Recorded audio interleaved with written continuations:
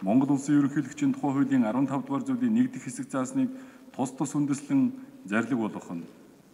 Тулгуур төрийн 2226 жил их Монгол Улс байгуулагдсны 811 жил үндэсний эрх жилөө, тусгаар тогтнолоо сэргээн мандуусны 106 жил, ардын хувьсгалын 96 жил, нийслэл хот байгуулагдсны 378 жилийн ойг тус тохиолдуулан Олимпийн төрлийн спорт болох жудо бүхийн спортоор гарамгай амжилтыг гаргаж, Монгол хүний эрдэм ухаан, төвчээр хатуужлын гайхамшигыг үзүүлэн эх орныхоо нэрийг дэлхийд дахинад уурсгаж, эх оронч үзлийг залуу үед үлгэрсэн гавьяа зүтгэлийг нь өндрөөр үнэлж, жудо бүхийн төрлөөр 2016 оны холбооны бүгд найрамдах Бразил улсын Рио де Жанейро хотод босон зуны Олимпийн 31-р наадмын мөнгөн медаль, 2017 онд Унгар улсын Будапешт хотод болсон дэлхийн аварга шалгаруулах тэмцээний алтан медаль, 2015 онд бүгд найрамдах Казахстан улсын Астана хотод болсон дэлхийн аварга шалгаруулах тэмцээний хүрэл медаль, 2014 оны Оросын холбооны улсын Челябинск хотод болсон багийн дэлхийн аварга шалгаруулах тэмцээний мөнгөн медаль, 2015 оны бүгд найрамдах Солонгос улсын Гуанжу хотод болсон дэлхийн оюутны их наадмын алтан медаль, 2016 онд бүгд найрамдах Узбекистан улсын Ташкент хотод болсон Аз тивийн аварга шалгаруулах тэмцээний алтан медаль, сан бүхийн 2012, 2013, 2014 оны дэлхийн аварга шалгаруулах тэмцээний 3 удаагийн аварга, үндэсний шгшавагийн тамирчин, дорж сүрэнгийн сумьяад Монгол улсын хөдөлмөрийн баатар цол хүртээж, хөдөлмөрийн баатрын алтан соём тэмдэг Сүхбаатарын одонгоор шагнасгав. Зарлиг буулгасан Монгол улсын ерөнхийлөгч Халтмаагийн Баттулга.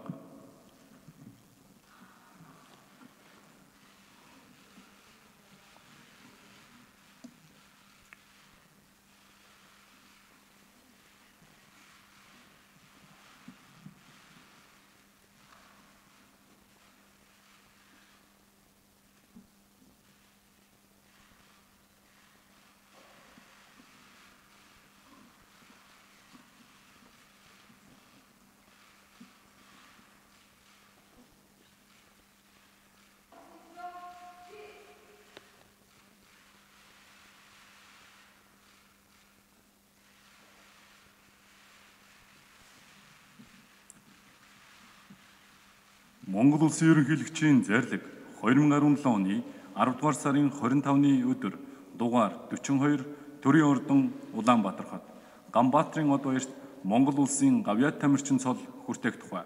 Монгол улсын үндсэн хуулийн 33 дугаар зүйлийн 1 дэх хэсгийн 7 дахь заалт Монгол улсын ерөнхийлөгчийн тухай хуулийн 15 дугаар зүйлийн 1 дэх хэсэг заасныг тус үндэслэн зарлиг болгох нь.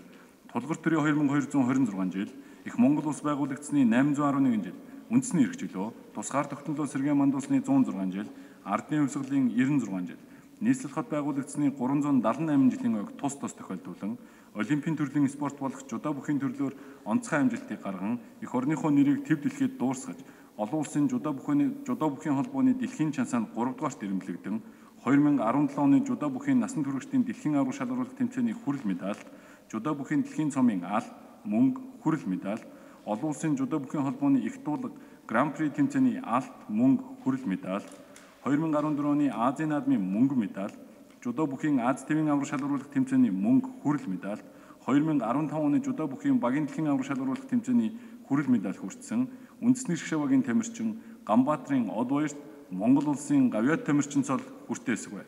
Зарлиг буулгасан Монгол улсын ерөнхийлөгч Халтмаагийн Баттулга.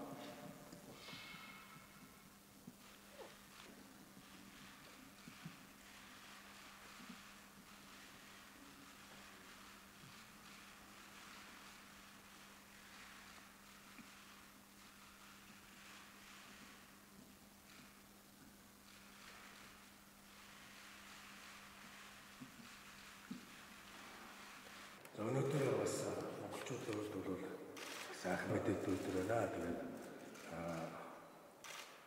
жудо бүхийн төрлөөр амжилт гаргасан тамирчтай шагнаж байгаа. Тэгээд яг шагналыг гардуулах үеэр тэмцээнд явж ирсэн учраас одоо өнөөдөр шагналыг гардуулж байна. Тэгээд сая шагнал гардах үеэр Абу-Дабид болсон их дуулах тэмцээнд энэ хоёр маань бас алтан медаль авч төрийнхөө од медалийг медалсан. Сая энэ хоёр тамирчны маань одоо үзүүлсэн амжилтуудыг зарлиг уншицсан учраас давтаж яриад явах уу. Тэгж одоо сумын 26 настай сая тэр авсан одон медаль шагналууд нь бол одоо энэ насандаа бол бас нэг агтсан одоо тэмцээн уралдааны шагналууд байгаа. Тэгээд энийг Монгол улсын төр маань ингэж үнэлж байна. Мэдээж энэ бол цаагаараа бол маш олон залуучууд өсвөр үе хүүхдүүдэд эх оронч үзлийг суулгахад бол маш их хэмжээтэй одоо ийм спортын төрөл энэ амжилт юм байна. Тэгээд энийг бас сумьяда давхар эх оронч үзэл гэдэг дэлгэрүүлж яагаад одоо урамшуулж байгаа шүү.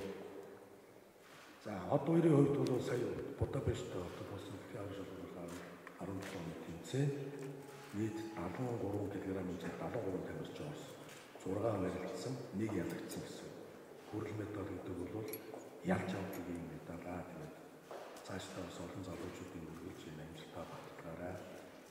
Токио хүртэл бид энэ амжилтаа болохгүй шүү гэж бас таавхан. Бас Монгол улсын ерөнхийлөгчийн хувьд, Монгол улсын жүдо холбооны ерөнхийлөгчийн хувьд бас давхар үүрэг даалгавар өгч байна. Хамт олондоо баярлалаа.